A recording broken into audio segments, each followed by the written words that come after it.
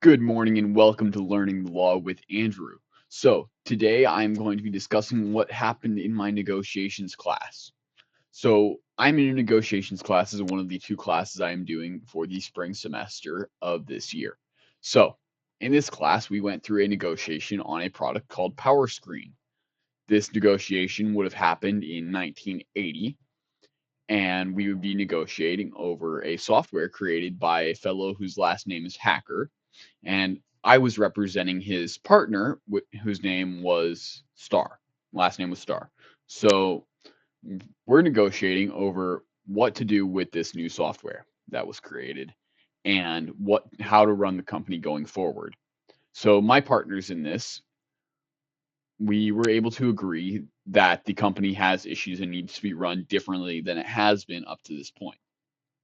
So we agreed to the circumstances are that the company had not been meeting its sales goals for the software that had been created up to this point, and Hacker decided to go off and create a new software in his downtime, which Star had an issue with because Star believed that violated his employment contract, hit the no compete clause, and things like that if Hacker ever went and tried to use this software or sell it.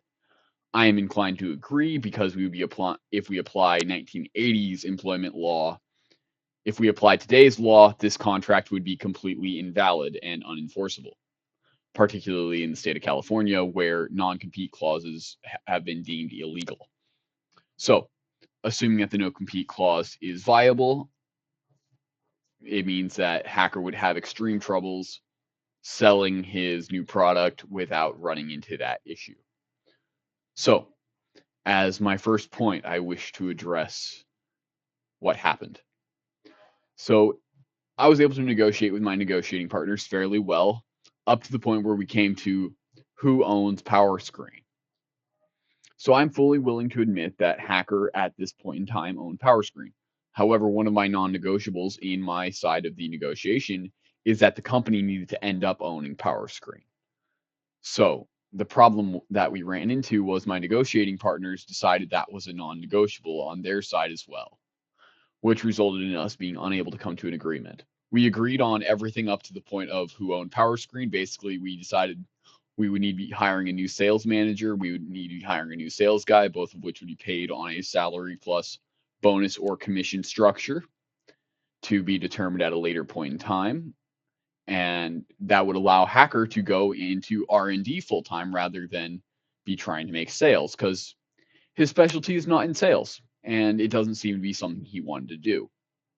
He had some venture capitalist investors who were interested in his Powerscreen product, and I was my client was willing to potentially let them buy into the company for them to gain access to the Powerscreen product, and also allowing them to take over some of the advertising and whatnot, which is where my client Star and Hacker were having a major disagreement as to the structure of the advertising.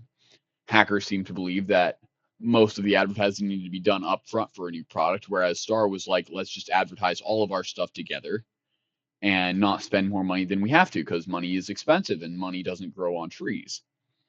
So my view is that we should be able to get Hacker, we should be able to spend the same budget and just reorient it towards pushing the new products with a general just maintenance advertising plan for the old products, likely cutting down the overall advertising expense by half or more.